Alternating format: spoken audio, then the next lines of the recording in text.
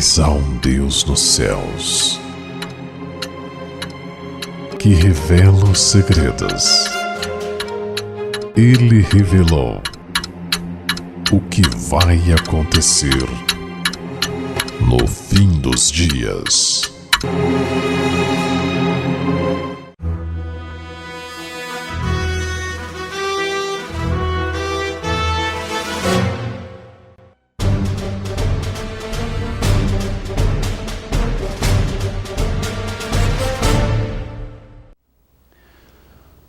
O inimigo tem inúmeros propósitos ao criar todas essas falsas doutrinas. E uma das doutrinas em que o inimigo busca um objetivo específico, que foi o objetivo que ele tentou desde enquanto esteve no céu, que é o objetivo de tentar fazer Deus parecer um tirano, ele busca através do inferno. A Bíblia fala do inferno, é bíblico. A questão, lembre-se, não é se o inferno existe ou não. A questão é entender qual é o inferno que a Bíblia realmente ensina. Existe o inferno? Repetimos? Existe. Mas é preciso entender que Babilônia, o diabo, criaram um inferno que faz de Deus um tirano. De forma bastante resumida. Pense apenas como uma pergunta a si mesmo e a Deus. Que justiça há em um Deus que simplesmente te dá 70, 80 ou no máximo 100 anos de vida? E se você não fizer as coisas direito, se você não aceitar o sacrifício feito na cruz do Calvário, te fará queimar por toda a eternidade. Pergunte-se, você faria isso com seu filho? Imagine que o seu filho agora estuprasse 5 crianças, inocentes, obviamente, e pequenas. Este pecado faria com que você jogasse o teu filho numa fogueira para queimar por toda a eternidade? Não se discute aqui o pecado. O pecado deve realmente ser punido, isto é um fato. O pecado tem suas consequências. Mas a questão é como? Não seria, quem sabe, muito mais justo, então, que se você teve 70, 80 anos de vida, você então queimasse por 80 anos? E mesmo isso, pergunto, isso mostraria o amor de Deus? Seria declarado o amor de Deus neste tipo de comportamento, nesse tipo de sentença? Eu te convido a abrir a Bíblia comigo e vamos ver o que a Bíblia trata sobre isso, numa das parábolas mais polêmicas sobre esse tema. Eu apenas quero, repito, colocar aqui a indagação. Nós não podemos esgotar neste programa o assunto e nem é este o objetivo. O objetivo é simplesmente fazer com que você questione o que aprendeu de errado. Veja o que diz então a parábola, a famosa parábola do rico e Lázaro. Vamos ler. Está registrada no capítulo 16 de Lucas, a partir do versículo 19. Ora, havia um homem rico e vestia-se de púrpura e de linho finíssimo e vivia todos os dias regalado e esplendidamente. Havia também um certo mendigo chamado Lázaro que jazia cheio de chagas à porta daquele e desejava alimentar-se com as migalhas que caíam da mesa do rico, e os próprios cães vinham lamber-lhe as chagas. E aconteceu que o mendigo morreu e foi levado pelos anjos para o seio de Abraão, e morreu também o rico e foi sepultado. E no Hades ergueu os olhos, estando em tormentos, e viu ao longe Abraão e Lázaro no seu seio. E clamando disse: Abraão, meu pai, tem misericórdia de mim e manda a Lázaro que molhe na água a ponta do seu dedo e me refresque a língua, porque estou atormentado nesta chama. Disse, porém, Abraão: Filho, lembra-te de que recebeste os teus bens em tua vida, e Lázaro somente males, e agora este é consolado e tu atormentado. E além disso, está posto um grande abismo entre nós e vós, de sorte que os que quisessem passar daqui para vós não poderiam, nem tampouco os de lá passar para cá.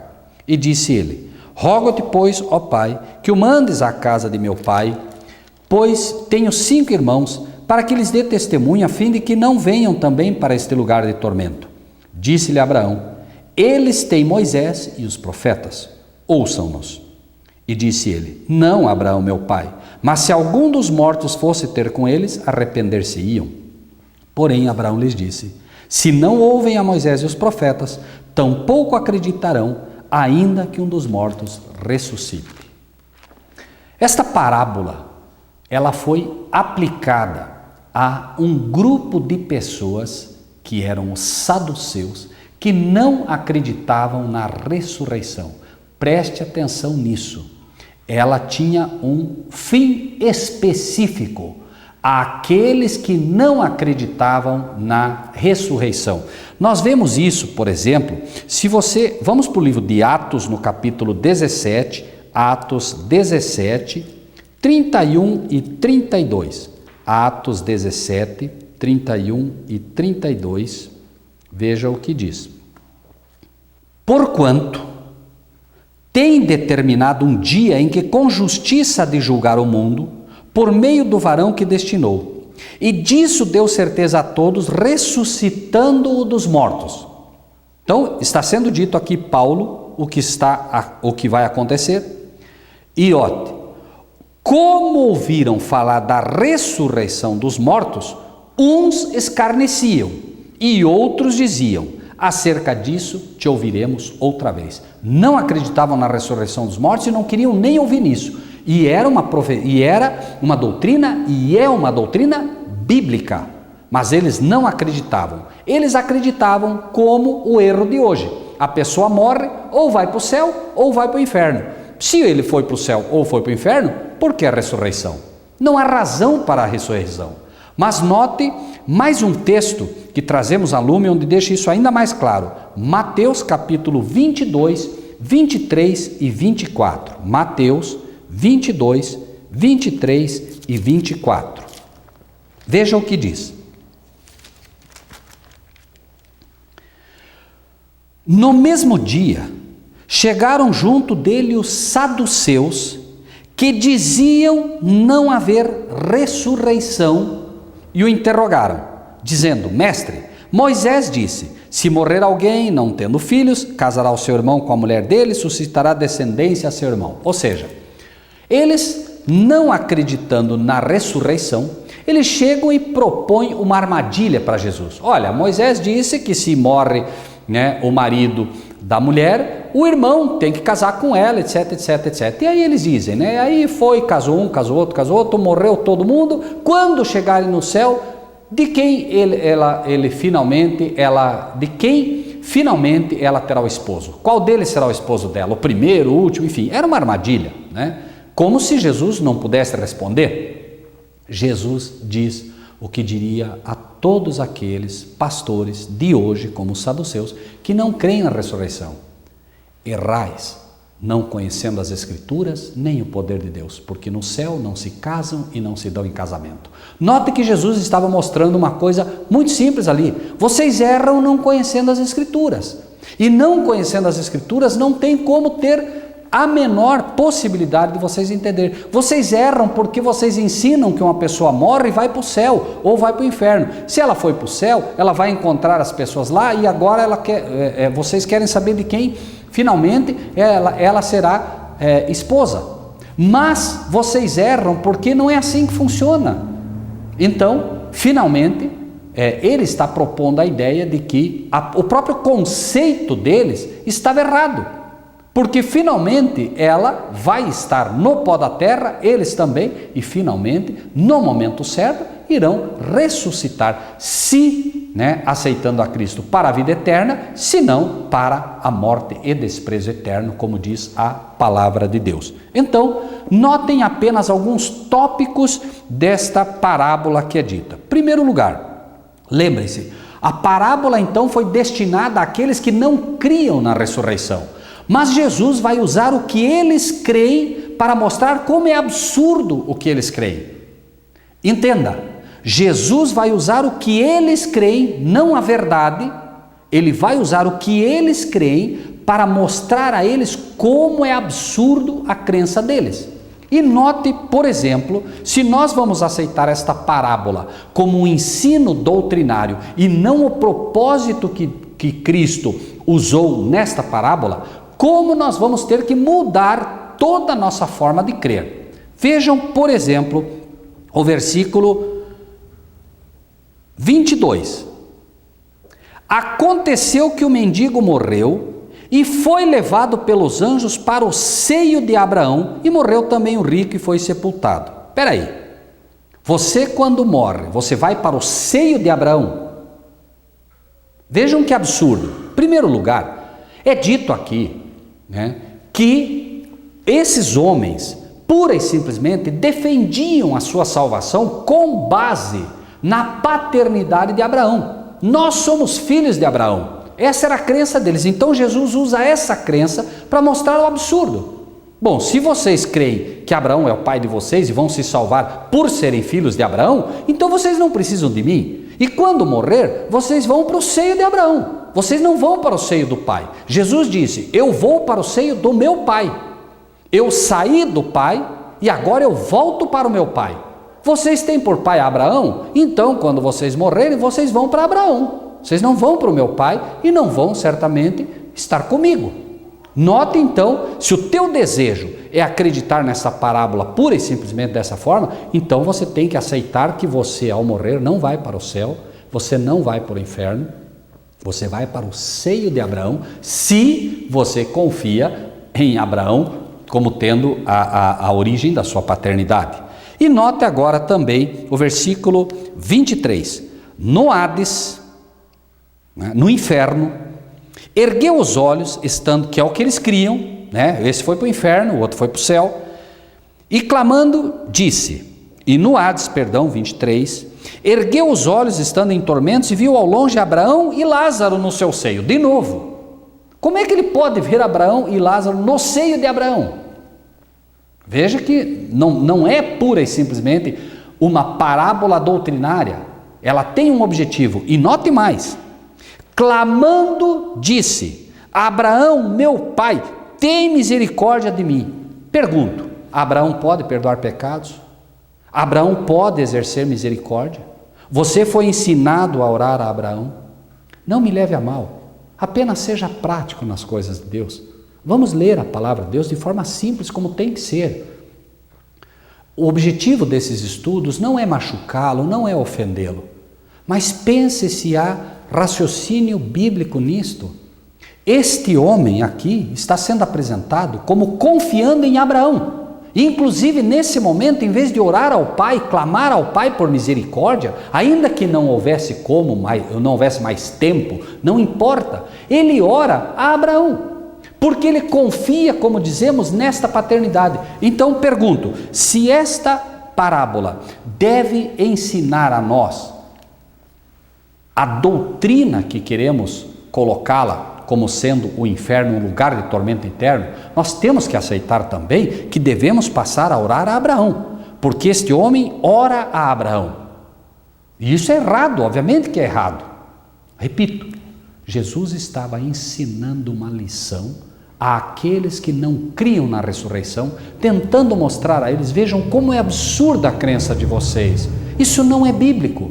O tempo todo ele dizia, né, que as parábolas era para que vendo não vejam e ouvindo não ouçam, como as profecias. As pessoas que não têm o Espírito de Deus profundamente arraigado no coração, elas terão falhas. Para isso Deus está levantando um povo hoje livre dos ensinos das igrejas, livre dos ensinos dos pastores que não conhecem a palavra de Deus, para que possa ter um povo livre. E finalmente é dito aqui que no versículo 29 ao 31, disse-lhe Abraão, veja, disse-lhe Abraão, tem Moisés e os profetas, ouçam-nos. E disse ele, não, Abraão, meu pai, note, a ninguém chameis de vosso pai na terra, porque um só é o vosso pai que está nos céus. O que faríamos com esse texto agora? Podemos então novamente clamar a Abraão, como se Abraão fosse o nosso pai, mas se algum dos mortos fosse ter com ele, arrepender-se-iam. Porém Abraão lhes disse, se não ouvem a Moisés e os profetas, tampouco acreditarão, ainda que um dos mortos ressuscite. Amados, a mensagem que Deus está tentando mostrar a nós é, temos Moisés e os profetas, temos o Novo Testamento, na época havia Moisés e os profetas, nós vimos que Deus forma o homem do pó da terra, sopra nele o fôlego de vida e o homem passa a ser alma vivente. A Bíblia encerra esse assunto de forma brilhante no livro de Apocalipse. E mesmo que nós não tivéssemos o Apocalipse, tivéssemos apenas Moisés e os profetas, já seria básico para nós. Moisés, Gênesis. Moisés escreveu o livro de Gênesis, onde nós vemos a criação do homem, que foi o que falamos anteriormente. E agora, Apocalipse no capítulo 20, versículo 6, mostra qual é a realidade do inferno. A realidade, porque isto é ensino, certo? Isto é ensino. Bem-aventurado e santo aquele que tem parte na primeira ressurreição. Morreu, você fica aguardando na sepultura. Agora, Cristo vem, Filho do Deus vivo, levanta, teu Pai te chama, você agora ressurge. Bem-aventurado e santo aquele que tem parte na primeira ressurreição. Sobre estes não tem poder a segunda morte. Você passando da primeira ressurreição, que é o que Jesus chama do sono, quando você dorme em Cristo Jesus, você na sepultura, agora você faz parte do grupo da primeira ressurreição, ressurge e diz: estes não têm poder à segunda morte. Haverá uma primeira morte, que é o que chamamos de sono, e uma segunda morte, que é a morte eterna. Todos passarão pela primeira morte e pela segunda morte, se não aceitaram a Cristo Jesus. Então note o que diz agora: bem-aventurado e santo aquele que tem parte na primeira ressurreição. Sobre esses não tem poder a segunda morte, mas serão sacerdotes de Deus e de Cristo e reinarão com ele 1000 anos. Você tem que ser desse grupo que vai passar pela ressurreição, pela primeira ressurreição, para que a segunda morte não tenha poder sobre você, para que você não sofra a segunda morte, que é o que a Bíblia chama de inferno. Inferno é a segunda morte. Aí é que Deus se revela como um Deus de amor. Veja o versículo 13 e 14. Deu o mar os mortos que nele havia, e a morte e o inferno deram os mortos que neles havia, e foram julgados cada um segundo as suas obras. E a morte e o inferno foram lançados no lago de fogo. Esta é a segunda morte. Então, para que você possa entender como Deus se revela um Deus de amor. Você viveu 70, 80, 90, 100 anos, não aceitou a Cristo Jesus.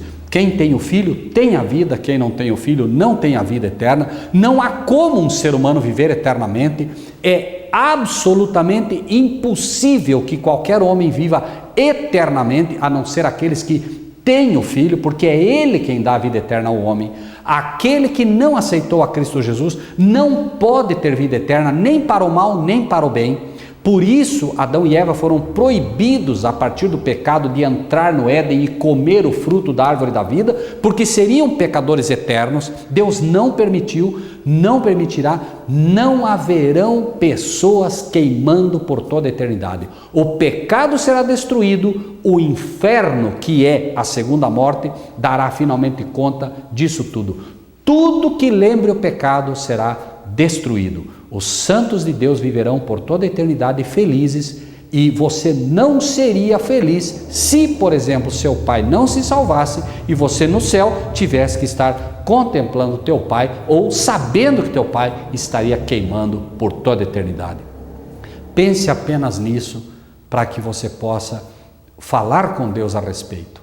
Deus se revela como um Deus de amor, dando a você 70, 80 anos de vida, e se você não aceitar a Cristo Jesus como teu Salvador, você finalmente será destruído. Diz a palavra de Deus: não ficará raiz, não ficará nem raiz, nem ramos. Ou seja, tudo que o inimigo fez, ele como raiz, e aqueles que o aceitaram como seus ramos serão completamente destruídos. Isto é um novo céu e uma nova terra, onde não haverá pecado e nenhuma lembrança dele. Que Deus te abençoe grandemente e que você possa meditar naquilo que Deus está tentando ensinar ao povo da verdade presente. Que Deus o abençoe.